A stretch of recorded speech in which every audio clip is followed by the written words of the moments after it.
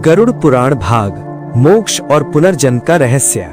भगवान विष्णु ने गरुड़ से कहा, हे गरुड़, जब आत्मा अपने कर्मों का फल भोग लेती है तब उसके आगे दो मार्ग होते हैं, पुनर्जन्म यानी फिर से जन्म, या मोक्ष यानी मुक्ति, पुनर्जन्म का चक्र। जो आत्मा अभी पूर्ण रूप से शुद्ध नहीं होती उसे फिर से जन्म लेना पड़ता है। अच्छे कर्म, अच्छे परिवार में जन्म, बुरे कर्म, कठिन जीवन। भगवान विष्णु ने समझाया, मनुष्य का अगला जीवन उसके पिछले कर्मों का परिणाम होता है।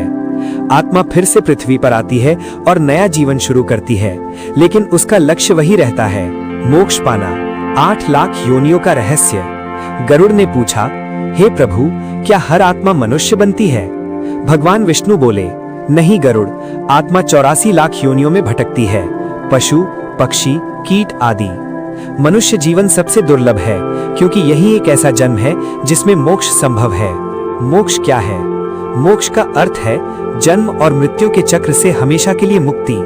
जब आत्मा सभी इच्छाओं से मुक्त हो जाती है, भगवान में लीन हो जाती है, कोई पाप शेष नहीं रहता, तब उसे मोक्ष प्राप्त होता है।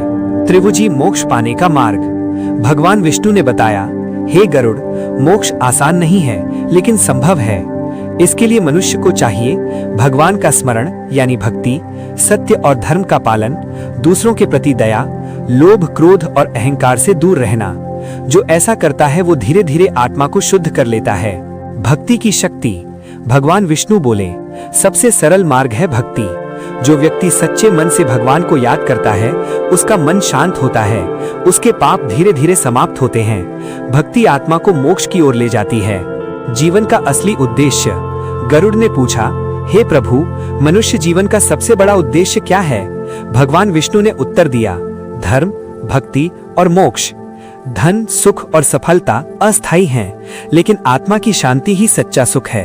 अंतिम सत्य। भगवान विष्णु ने कहा, हे गरुड़, ये संसार एक माया है, यहाँ सब कुछ नश्वर है, शरीर, धन, संबंध। केवल आत्मा ही अमर है और वही परम सत्य है। इस भाग की सीख। मनुष्य जीवन बहुत अनमोल है, हर कर्म भविष्य बनाता है।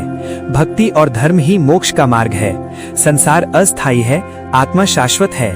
अंत। गरुड़ ये ज्ञान सुनकर अत्यंत भावुक हो गए और बोले, हे प्रभु, अब मुझे जीवन का सच्चा उद्देश्य समझ आ गया। भगवान विष्णु मुस्कुराए और बोले, हे गरुड़, यही ज्ञान मनुष्य को जन्म मरण के चक्र से